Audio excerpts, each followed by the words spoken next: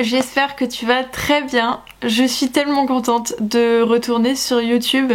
Je pense que ça se voit sur mon visage, mais ça fait tellement longtemps que j'ai pas tourné, que j'ai pas ne serait-ce que allumé ma caméra, réglé le micro, le trépied, tout ça. Donc s'il y a des petits bugs de son, s'il y a des petits bugs d'image, si le montage est pas ouf et que l'arrière-plan est pas ouf non plus, c'est normal, ça fait plus d'un an que je n'ai pas filmé et posté de vidéos. Bref, je suis super excitée à l'idée de revenir sur YouTube, sachant qu'il s'est passé 1000 choses depuis que je t'ai laissé l'année dernière. Du coup je sais pas trop comment je vais faire cette vidéo, ça fait plusieurs semaines voire plusieurs mois que je réfléchis au fait de revenir sur YouTube et à chaque fois je savais pas trop comment m'y prendre parce que bah une fois que voilà t'as laissé tomber un peu quelque chose, c'est toujours un peu compliqué de revenir, mais là il se passe des choses assez chouettes dans ma vie, des changements dont je vais te parler et je pense que la chaîne YouTube est un élément qui peut vraiment venir s'intégrer dans ça. Donc je suis un peu perdue sur la manière dont je vais faire cette vidéo, mais l'idée c'est un peu de te parler de ce qui s'est passé depuis l'année dernière et te présenter aussi la nouvelle version, la version 2.0 de ma chaîne YouTube. Donc voilà, si t'as envie de savoir un peu ce que je suis devenue et de voir la tournure que va prendre la chaîne, je t'invite vraiment à regarder cette vidéo. Du coup quand je t'ai quitté l'année dernière, on était donc fin mars 2023,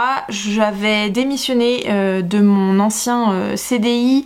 Il s'est avéré que j'ai fait un burn-out, enfin j'ai échangé avec une psychologue du travail dans les mois qui ont suivi, qui m'a concrètement dit que j'avais tous les signes d'un burn-out professionnel. Donc voilà, une fois que ce diagnostic là a été posé, je dois dire que ça a été un peu un soulagement, même s'il y a un stress aussi de se dire ok, donc genre vraiment c'était important ce que j'ai vécu, la façon dont je l'ai vécu, donc ça a été un peu compliqué à gérer. À ce moment là donc je venais de déménager dans le Doubs, j'avais fait un petit vlog, je crois 1 ou 2 vlogs pour expliquer voilà pourquoi j'avais déménagé ici, mais en gros j'ai rejoint mon chéri qui vivait là depuis déjà quelques mois, et ce qui m'est tombé dessus en plus de ça, c'est que mon chéri a un travail où il est possible qu'il parte plusieurs mois dans l'année, plusieurs semaines dans l'année à l'étranger.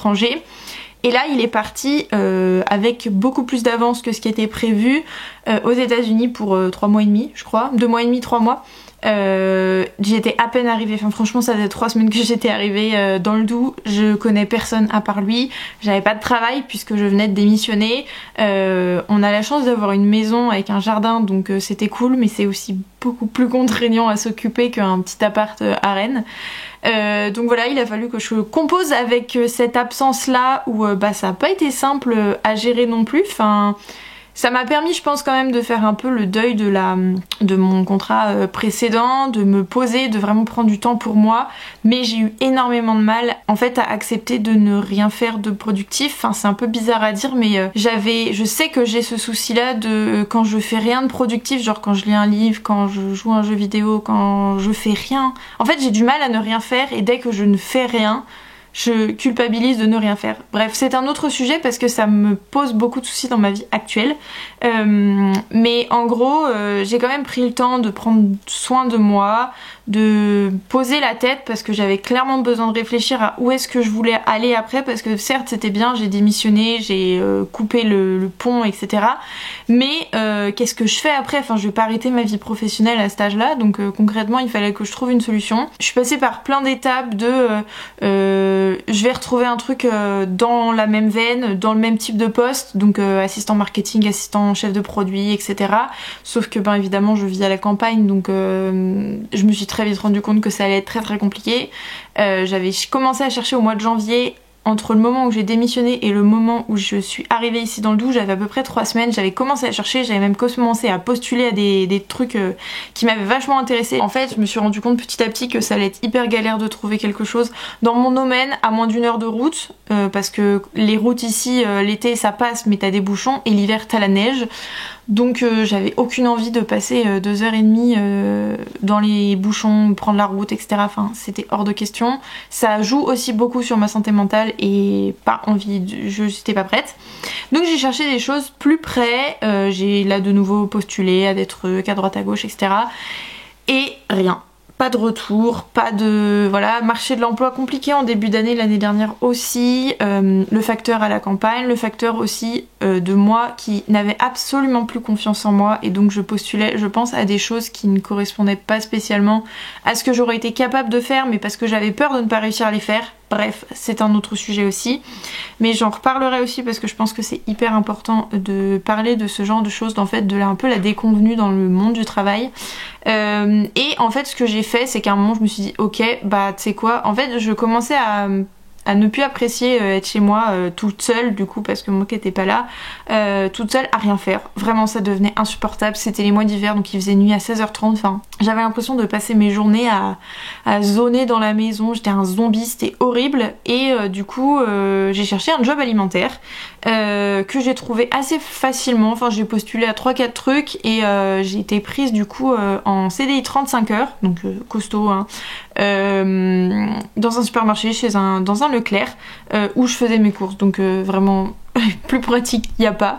J'avais 25 minutes de route, donc c'était correct. Et en fait, ça a été la meilleure décision de ma vie. Genre vraiment, ça a été dur au début de me dire que j'allais faire un taf à la caisse, parce que du coup j'étais à la caisse d'un supermarché, alors que j'ai un master en marketing. Genre vraiment, j'ai limite regretté d'avoir quitté mon CDI d'assistante chef de produit et tout. Et je me suis très vite rendu compte au bout de 2-3 jours qu'en fait, c'était la meilleure décision de ma vie. Non seulement parce que j'allais avoir un salaire, alors certes j'étais payée au SMIC, mais enfin, c'est toujours mieux que rien du tout, puisque quand j'ai démissionné, j'ai démissionné, donc pas le droit au chômage.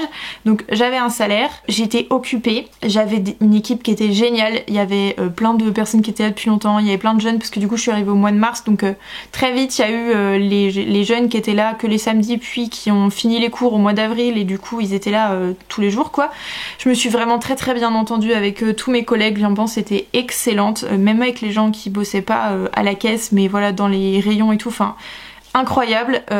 J'en garde un souvenir extrêmement ému parce que toutes ces personnes-là m'ont accueilli vraiment comme, j'allais dire comme une famille. C'est pas dans le genre négatif comme les startups là qui disent on a un baby-foot et des paniers de fruits et on est une grosse famille. Non, pas du tout. Là c'était vraiment le strict minimum en termes de contrat. Enfin c'est le SMIC, t'as pas des gros avantages et tout, mais une équipe de dingue avec des nanas notamment qui m'ont vraiment pris sous leur aile, qui ont été hyper touchées par ce que moi j'avais vécu avant et qui ont vraiment fait en sorte que je me sente bien dans ce taf là. Responsable super sympa aussi. J'étais vraiment très très contente. Enfin, ça m'a fait un bien fou de faire un travail où en fait j'étais au contact de personnes, alors que pourtant je suis une personne assez réservée de base, mais là je sais pas, je me suis sentie à l'aise. Enfin, c'était hyper enrichissant d'un point de vue humain. On dirait que j'ai fait une télé-réalité en disant que c'était une aventure humaine, mais non, c'était hyper enrichissant parce que tu es face à plein de personnes différentes avec plein de typologies de fonctionnement, de comportements différents, donc il faut être aussi très réactif. Ça m'a fait beaucoup travailler ma patience aussi, ma capacité à dire les choses, ma réactivité du coup, et ma bienveillance, mon empathie, mais ça voilà, je sais que de base je suis quelqu'un comme ça, donc ça n'a fait que le montrer aux yeux du monde entre guillemets. Et le fait en fait d'être occupée, d'avoir un taf, de savoir que t'es utile, parce que là clairement t'es dans un poste où c'est pas que sans toi il se passe rien, mais enfin s'il manque une caisse les gens râlent, ils savent que tu fais un taf qui est pas facile, dans des conditions qui sont pas faciles, donc franchement génial. J'y suis restée plusieurs mois, j'ai fait 4 mois et demi de contrat au final. Je savais pas trop combien de temps j'allais rester, l'idée que ça a été clair dès le début avec l'entreprise, mais c'était transitoire parce que je savais pas si j'allais y rester 3 mois et que j'allais retrouver un taf dans mon domaine, ou si j'allais y rester genre 1 an pour vraiment faire un break et prendre du temps pour moi, ou si ça allait finir en mi-temps avec autre chose. Et c'est le deuxième point que je voulais aborder, c'est le changement de vie qui s'est passé. Parce que du coup, j'ai quand même eu le temps de réfléchir à ce que je voulais faire. J'ai été accompagnée par Pôle emploi aussi. Je me suis inscrite quand j'ai démissionné parce que je savais qu'ils pouvaient m'apporter, alors pas financièrement parce que j'avais le droit à rien, mais je savais qu'ils avaient des conseillers. Et je me suis dit qu'il fallait tenter le tout pour le tout. Donc j'ai été accompagnée par une espèce de truc européen qui a été créé suite au Covid pour les jeunes de moins de 26 ans pour qu'ils réussissent à retrouver du travail. Je savais pas du tout que ça existait, mais quand je me suis inscrite, on m'a proposé je crois que c'est Active Jeune, un truc comme ça. Donc en gros c'est financé par l'Union Européenne et t'as un conseiller qui est spécialisé je pense dans le recrutement pour les jeunes, qui s'y connaît en fait, et moi le mien était super bien, genre vraiment, et il m'a beaucoup aidé à un peu faire une introspection sur vraiment, enfin les bases en fait du truc que tu fais quand t'es au lycée, de qu'est-ce que j'aime faire, qu'est-ce que j'aime pas faire, où est-ce que je me vois, Est-ce que je suis plus côté pratique? Est-ce que j'aime bien réfléchir? Est-ce que j'aime bien la stratégie? Est-ce que machin? Et je me suis vraiment posé toutes les questions en me disant ok, là c'est le moment en fait où ta vie va potentiellement changer parce que le taf que tu faisais, autant t'aimais bien, mais le monde salarial c'était très compliqué. Donc à moins de trouver une entreprise où ce soit totalement green flag et où je me sente bien, ça me paraissait compliqué. Ou alors je me dirigeais vers autre chose et l'idée de se lancer en freelance est apparue à ce moment-là.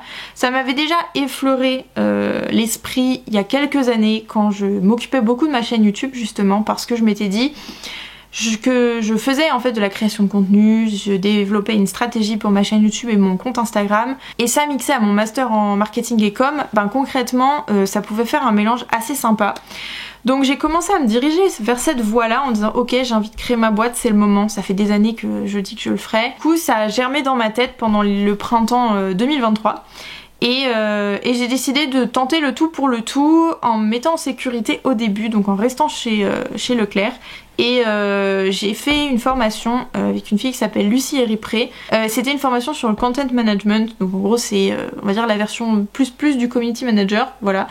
Donc dans la communication digitale et en fait ça peut paraître un peu bizarre pour une meuf qui a fait un master en marketing et commerce et communication et tout ça, mais j'avais vraiment perdu totalement confiance en moi.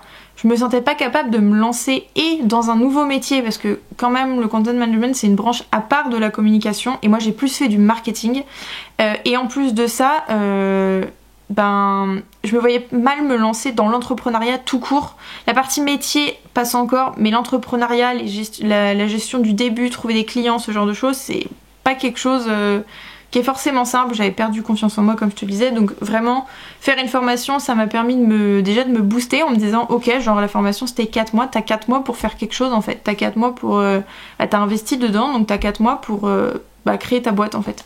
Et c'est ce que j'ai fait, j'ai suivi la formation au début sur les premières bases, j'ai réfléchi à ce que je voulais faire exactement, comment je voulais me positionner, quelles offres je voulais mettre en place, comment je voulais accompagner mes clients, quelle image j'allais donner, donc palette de couleurs, moodboard, semi-logo, etc. Et en fait, du coup, je me suis lancée officiellement en septembre, même si j'ai commencé réellement à devenir auto-entrepreneur en novembre. Enfin, entre-temps, j'avais pas tout à fait lancé mes offres, donc voilà, à partir de novembre. Donc ça fait 6 mois, à peu près, que je me suis lancée en tant que content manager freelance. Je te mettrai les liens si tu veux retrouver des infos sur mon compte, etc. en barre d'infos, mon Instagram, mon nouveau site qui va bientôt sortir, j'ai trop hâte. Mais du coup voilà les changements depuis l'année dernière au niveau pro. Je suis passée de la meuf déprimée et burn-outée de son taf qui je pense avait un peu vécu ça trop vite parce que clairement le passage de la vie d'étudiante à la vie d'adulte en CDI dans un taf qui est hyper riche et hyper condensé, c'était compliqué. Donc je passais de cette nana là à la meuf en déprime totale dans une nouvelle ville, dans une nouvelle région, sans son mec, sans taf, horrible, vraiment. Ces mois-là, je ne veux jamais les repasser. C'était atroce, c'était énormément de remises en question, énormément de doutes où je savais pas trop si j'avais pris la bonne décision ou pas. Enfin, c'était compliqué quoi, c'était vraiment une grosse période de doute.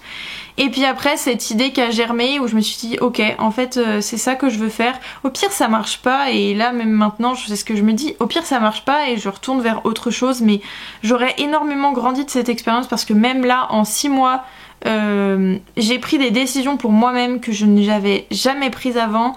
J'ai énormément mûri sur plein de points. Je pense que j'arrive mieux à m'affirmer aujourd'hui et je pense sincèrement que retourner dans un taf en entreprise, déjà je saurais mieux détecter les red flags qui moi me vont pas du tout. J'arriverai plus facilement à rebondir si jamais ça se passe à nouveau.